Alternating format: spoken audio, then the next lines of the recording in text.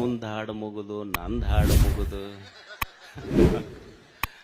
ಆಮೇಲೆ ನಿಮ್ಮ ಹಾಡು ಶುರು ಅಕ್ಕವ.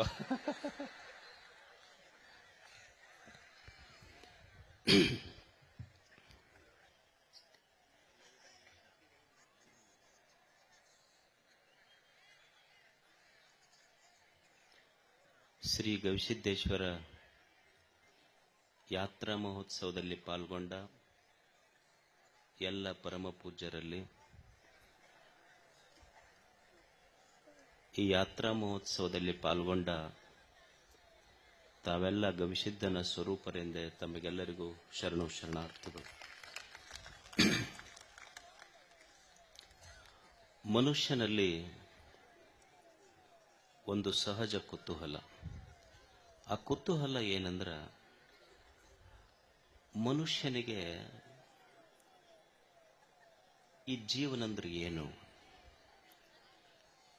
ನಾವೆಲ್ಲರೂ ಜೀವಿಸ್ತೇವೆ, ಆದರೆ ಜೀವನದ ಬಗ್ಗೆ ತಿಳಿದುಕೊಳ್ಳುವ ಹಂಬಲ ಮನುಷ್ಯನಿಗೆ.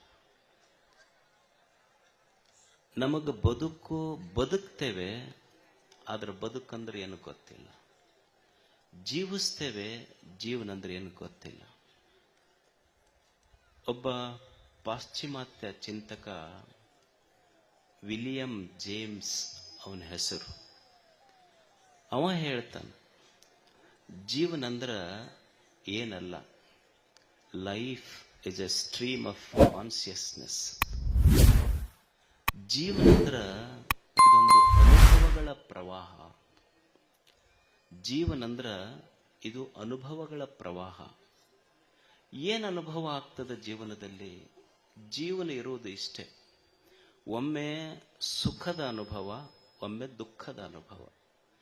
ಈ ಎರಡು ಅನುಭವಗಳ ಮಧ್ಯೆ ಜೀವನ ಸಾಗ್ತೈತಿ.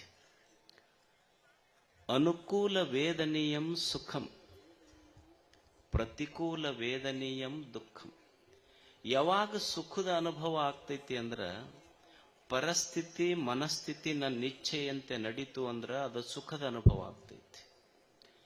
ಮನಸ್ಥಿತಿ ಮತ್ತು ಪರಿಸ್ಥಿತಿ ನನ್ನ ವಿರುದ್ಧವಾಗಿತ್ತು ಅಂದ್ರೆ ದುಃಖದ ಅನುಭವ ಆಗ್ತೈತಿ ಅಷ್ಟೆ.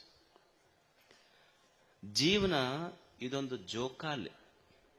ಒಮ್ಮೆ ಸುಖದ ಅನುಭವದ ಕಡೆ, ಇನ್ನೊಮ್ಮೆ ದುಃಖದ ಅನುಭವದ ಕಡೆ ತೂಗುತ್ತಿರ್ತೈತಿ.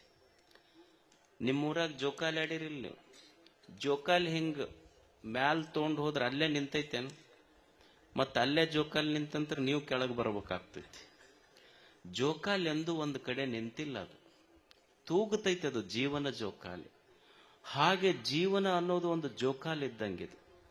ಒಮ್ಮೆ ಸುಖದ ಅನುಭವದ ಕಡೆ ಮೇಲೆ ಇರ್ತೈತಿ, ಒಮ್ಮೆ ದುಃಖದ ಅನುಭವದ ಕಡೆ ಏರ್ತಿರ್ತೈತಿ. ಈ ಸುಖ ದುಃಖ ಅನ್ನುವ ಎರಡು ಅನುಭವಗಳ ಮಧ್ಯೆ ಪ್ರವಹಿಸ್ತೈತಲ್ಲ, ಅದಕ್ಕೆ ಜೀವನ ಅಂತ ಕರೀತಾರೆ. ಇದು ಜೀವನ. ಇದು ಜೀವನ ಅನ್ನೋದು ಇದು ಜೋಕಾಲಿ. ಇದು ಸುಖ ದುಃಖದ ಅನುಭವಗಳ ಮಧ್ಯೆ ಸಾಕ್ತೈತಿ. ಇದು ಎಲ್ಲರಿಗೂ ಎಲ್ಲ ಅನುಭವಗಳಾಗ್ತಾವ. ಒಂದು ವಸ್ತು ನಮಗೆ ಯಾವಾಗಲೂ ಸುಖ ಕೊಡ್ತೈತಿ ಅಂತಿಲ್ಲ.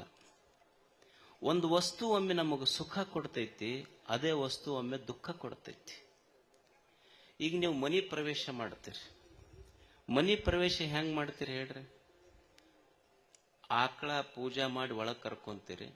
ಪೂಜಾ ಮಾಡಿದ ತಕ್ಷಣ ಅಡಿಗೆ ಮನ್ಯಾಗ ಹೋಗಿ ಹಾಲು ಉಕ್ಕಿಸ್ತೀರಿ. ಅಂದ್ರ ಹಾಲು ಎದಕ್ಕೆ ಉಕ್ಕಿಸ್ತೀರಿ ಅಂದ್ರೆ, ಹಾಲು ಉಕ್ಕಿದ್ರೆ ಮನಿ ಉಕ್ಕತೈತಿ. ಎಷ್ಟು ಸುಖ! ಹಾಲು ಉಕ್ಕಬೇಕು ಅವಾಗ ಅಂತ ಅನುಭವ ಆಗ್ತೈತಿ. ಅವರು ಹೆಣ್ಮಕ್ಳಿಗೆ ಇದು ಗೊತ್ತಾತ. ಅವಾಗ ಮನ್ಯಾಗ ಆಕಿ ದಿವಸ ಮನಿ ಪ್ರವೇಶ ಮುಗೀತು, ಆಮೇಲೆ ದಿವಸ 2-2 ಲೀಟರ್ ತರೋದು, ಗ್ಯಾಸಿನ ಮೇಲೆ ಇಡೋದು, ಉಕ್ಸಕ್ ಶುರು ಮಾಡದ್ಲಕ್ಕೆ. ಮೊದಲ ಮನಿ ಪ್ರವೇಶದ ದಿವಸ ಸುಖದ ಅನುಭವ ಇತ್ತು, ಮತ್ ದಿವಸ 2-2 ಲೀಟರ್ ಉಕ್ಕಿಸಿದ್ರೆ ಸುಖದ ಅನುಭವ ದುಃಖದ ಅನುಭವ ಆಗ್ತೈತಿ. ಒಂದೇ ವಸ್ತು ಒಮ್ಮೆ ಸುಖ ಕೊಟ್ಟೈತಿ, ಇವತ್ತು ದುಃಖ ಕೊಡಕತ್ತೈತಿ. ಈಗ ಸಾಲಿಗೆ ಹೋಗ್ತಾರ ಮಕ್ಕಳು. ಸಾಲಿಗೆ ಹೋಗುವಾಗ ಗಂಟೆ ಒಂದೇ ಐತಿ. ಗಂಟಿ 10 ಗಂಟೆಗೆ ಬಡದ್ರ ಒಂಥರ ಅನುಭವ ಆಗ್ತೈತಿ. ಅದ ಸಾಯಂಕಾಲ 5 ಗಂಟೆಗೆ ಬಡದ್ರ ಒಂಥರ ಅನುಭವ ಆಗ್ತೈತಿ. ಅದು ಯಾರೋ ಒಬ್ರು ಕುರಿಮರಿಗೆ ಎಳ್ಕೊಂಡು ಹೊಂಟಿದ್ರಂತ. ಆ ಹುಡುಗಂದಂತ ಅವ್ರ ಅಪ್ಪ, ಇದಕ್ಕೆ ಸಾಲಿ ಕರ್ಕೊಂಡು ಹೊಂಟ್ರ ಇದಕ್ಕೆ ಅದು ಹುಡುಗಂದು ಅವರಿಬ್ರು ಸ್ನೇಹಿತರಿದ್ರು.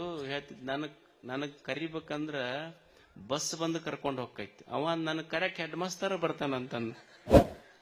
ಅಂದ್ರೆ ಒಮ್ಮೆ ಅದೇ ಗಂಟಿ ಶುರುವಾಗುವಾಗ ಬಡ್ರ ಗನ ಕಷ್ಟ ಅನ್ಸೈತಿ, ಒದ್ದಾಡ್ಕೊಂತ ಹೋಗಿವಿ. ಅದ ಗಂಟಿ ಸಾಯಂಕಾಲ 5ಕ್ಕೆ ಬಡದಾಗ ಓಡ್ಕೊಂತ ಬಂದೀವಿ. ಗಂಟಿ ಬಾರಿಸಿದ್ದೊಂದೇ, ಒಮ್ಮೆ ಸುಖದ ಅನುಭವ, ಒಮ್ಮೆ ದುಃಖದ ಅನುಭವ ಅಷ್ಟೆ. ಒಂದೇ ವಸ್ತು ಜೀವನದಲ್ಲಿ ಒಮ್ಮೆ ಸುಖ ಕೊಡ್ತೈತಿ, ಒಮ್ಮೆ ದುಃಖ ಕೊಡ್ತೈತಿ. ಒಂದೇ ಮಾತು ಒಮ್ಮೆ ಸುಖ ಕೊಡ್ತೈತಿ, ಒಮ್ಮೆ ದುಃಖ ಕೊಡ್ತೈತಿ. ಈಗ ನೀವೆಲ್ಲ ಕುಂತೀರಿ, ನಾ ಅಕಸ್ಮಾತ್ ಒಂದು ಶಬ್ದ ಅಂದೆ, ಏನಪ್ಪ ನೀವಿಲ್ಲೆಲ್ಲ ಈ ಜಾತ್ರೆ ತುಂಬಾ ಕಣ್ಣಾಡಿಸಿದ್ರ ಸುಮಾರು 5 ಲಕ್ಷ ಜನ ಸೇರಿರಬಹುದು ಅಂತ ನಾ ಅನ್ಬಹುದು. ಅಕಸ್ಮಾತ್ ಇದನ್ನ ಒಂದ್ ಸ್ವಲ್ಪ ಹಿಂದಾಕಿ ಇಲ್ಲಿ ಕುಂತಂತ 5 ಲಕ್ಷ ಜನ ಏನು ಸುಮಾರು ಅದಿರಂದ್ರ ಅವಾಗ ಹೆಂಗ ಅನುಭವ ಆಕೈತಿ ನಿಮ್ಗ? ಅಲ್ಲ, ಇಷ್ಟು ಥಂಡ್ಯಾಗ ಕುಂತೀವಿ, ಚಲೋ ಅದನ್ನೊಂದು ಮಾತು ಬರಲಿಲ್ಲ ಅಜ್ಜಾರಿಗೆ ಅಂತೀರಿಲ್ಲ. ಅಂದ್ರೆ ಒಂದೇ ಶಬ್ದ ಹಿಂದ್ ಬಂದ್ರ ಮುಂದೆ ಬಂದಿದ್ರ ಘನ ಖುಷಿ ಆಗಿತ್ತು, ಅದ ಹಿಂದೆ ಬಂದ್ರೆ ದುಃಖ ಕೊಡ್ತದ. ಅಂದ್ರ ಒಂದು ಅನುಭವ ಜೀವನದಲ್ಲಿ, ಒಂದೇ ವಸ್ತು ಒಂದೇ ಅನುಭವ ಒಮ್ಮೆ ಸುಖ ಕೊಡ್ತದೆ, ಒಮ್ಮೆ ದುಃಖ ಕೊಡ್ತದೆ.